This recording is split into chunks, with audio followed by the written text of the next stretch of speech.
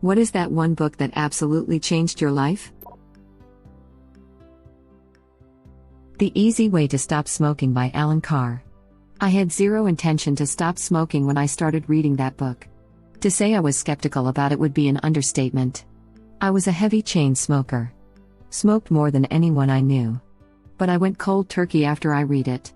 3 years strong. I have not had a single puff since finishing that book. If you smoke, you want to read this book now. I wish I read it earlier. Edit. Just wanted to plug r/no smoke for those who would support or information about stopping smoking. Reddit link. I quit cold turkey with no issues after smoking a pack plus a day for 45 years. Carr's book is amazing and highly recommended for anyone who wants to quit, along with /r/stop smoking, Reddit link. Sounds interesting. I can't imagine what in the world could be said to a smoker that'll make them able to quit cold turkey, but I guess it's in this book. Since this isn't the first time I heard it has that effect. It's really simple. Give people real information to make informed decisions. Nicotine addiction is the least of the problems with regard to quitting. Once that's out of the way, and then it's just a matter of understanding the psychological addiction and how easy it is to defeat those two demons. Edit. 31 days mother-effers. Cravings are occasional and minimal, there's no worse time. When I start thinking about it I just take a deep, wheeze-free breath and thank myself for returning to being a non-smoker. I had quit for months at a time before I read that book. And the entire time I felt like I was white-knuckling every second of every day I wanted to smoke so bad. I read that book after cutting back to just a few a day and stopped that before I even finished it. And that was the moment when I felt like I had truly quit. Zero desire to start back up. Every now and again, I get little urges here and there, but nothing like how I felt before I read it. It really is easy. I just passed 9 years. I did read part of his book the first time I quit and it helped me a lot going cold turkey. Can't remember why I started again, but quit for good on March 12, 2012 and thought of the things from this book. It's weird how random times seeing or smelling a cigarette you still can get a brief craving for one. But it goes away 99.9999% of the time. Keep going even if you F up at some point. Quitting smoking is one of the best things you can do for yourself ever. When your 5-year-old says he wants to smoke when he grows up is pretty effective. Black Magic Effery, that's what's in the book. He tells you to keep smoking as you read it, because cutting back only makes you want cigarettes more. Then in the last chapter, he tells you to go smoke your last cigarette, and you do. Seriously, though, I was so skeptical of that book but I was so happy to be proven wrong. I read his version for quitting drinking and don't drink anymore. El reverse brainwashed me in the best way. Can I ask, how bad were your alcohol issues and how easy it was with Alan Carr Easy Way? I work with addicts and I quit sugar easily with his book but hoping to find something I can recommend to my drinkers. It took me about 4 times of reading this book over the course of 4 years before the concepts really sank in and I quit smoking. But once they did, it was like some switch flipped in my brain and I never smoked again. No nicotine pangs, no stress, no terrible psychological issues. I wish I would have reread it more often in the beginning. After I quit, my wife who still smoked began to read it to see what it was all about and barely got halfway through before she just stopped smoking. Alan Carr's method really is astoundingly simple yet effective. There is a monster at the end of this book.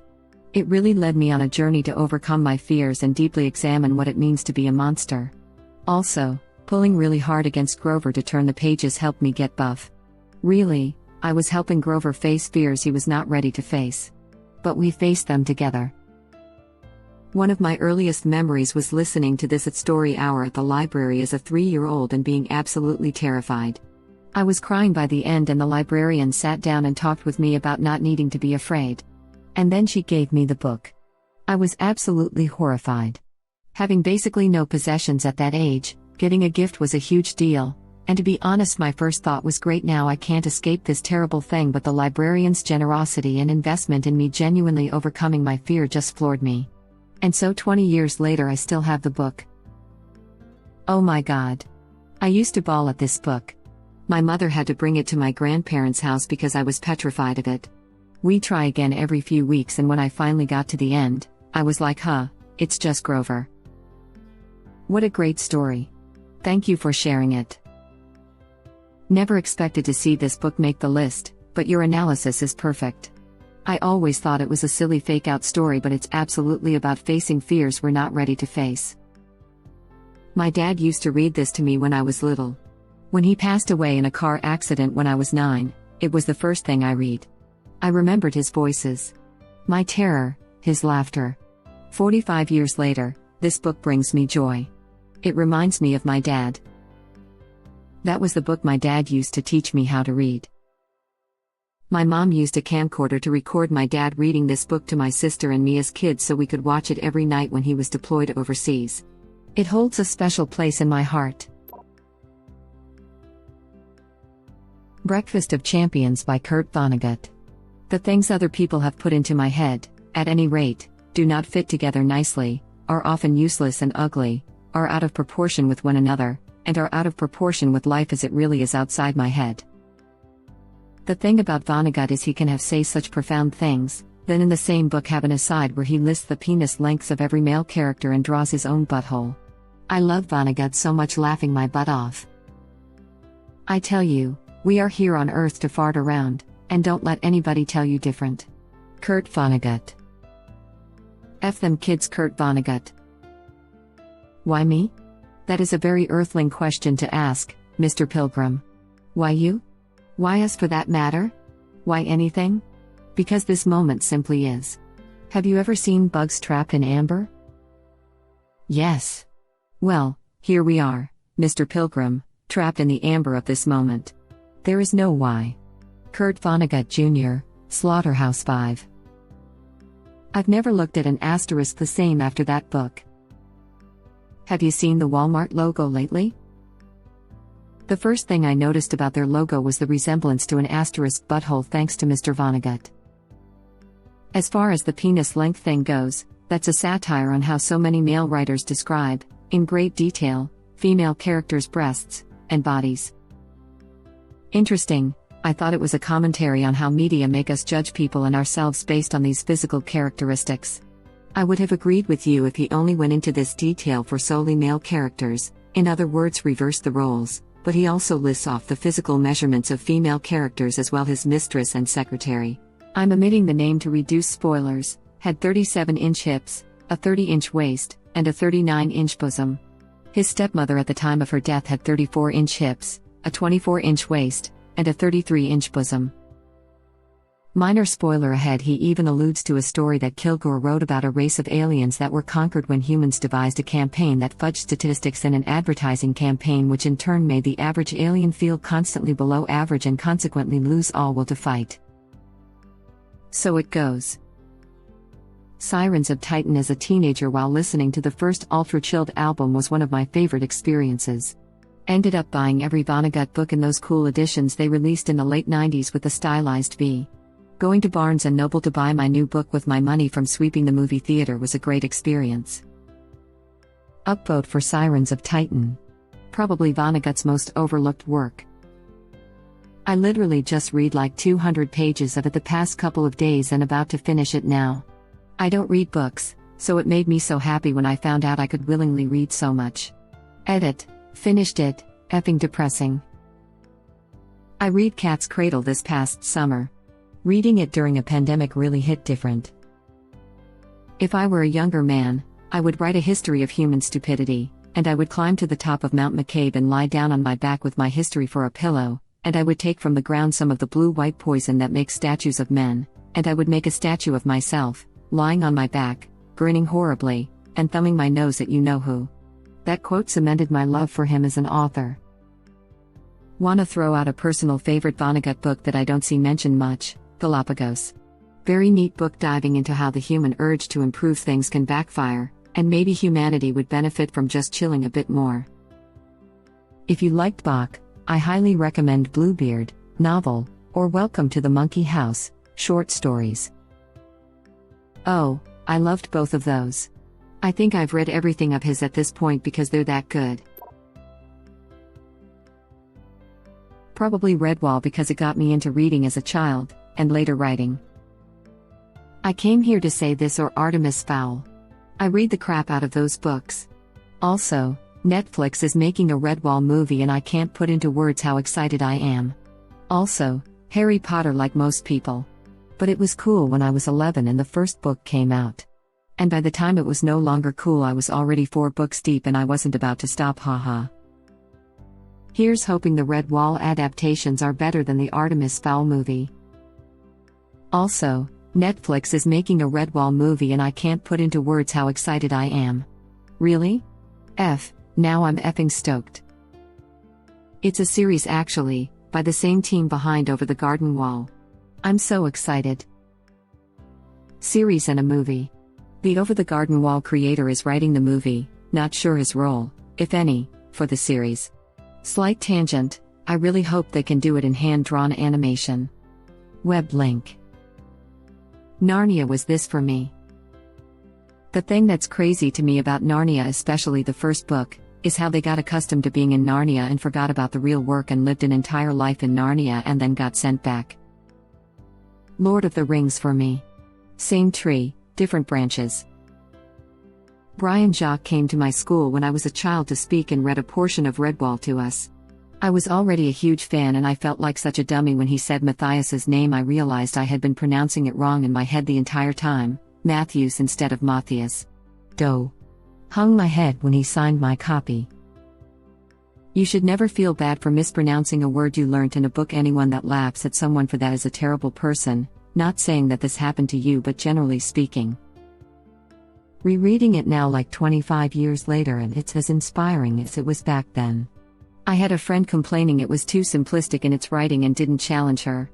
I was like, these were literally written for 10-year-olds, chill out. Yeah, The Hobbit was definitely written for a younger audience but it's still literary perfection.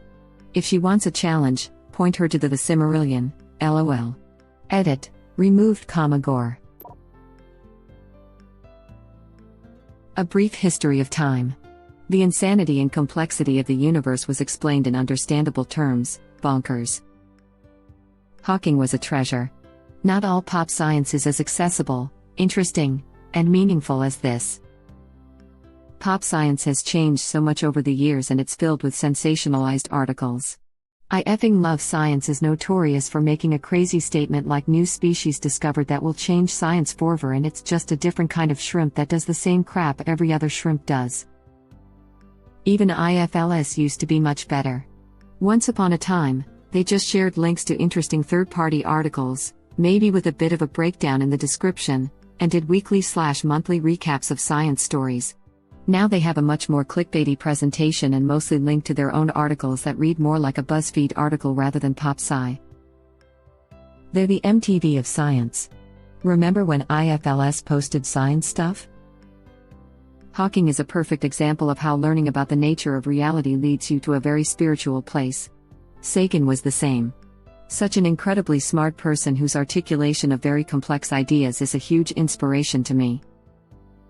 Oh yeah, break it down for me fellas. In the beginning the universe was created. This has made a lot of people very angry and been widely regarded as a bad move. The girl with the dragon tattoo when I was 18. I didn't go to high school for reasons and this book made me go get my high school degree and go to college because I wanted to become a journalist because of that book. I graduated college last month. Congratulations. That's hardcore on top of hardcore. Where the Red Fern Grows. It still has the best imagery of any book I've ever read. A must-read for dog lovers. I came here to say this. I've never had a book make me cry like that.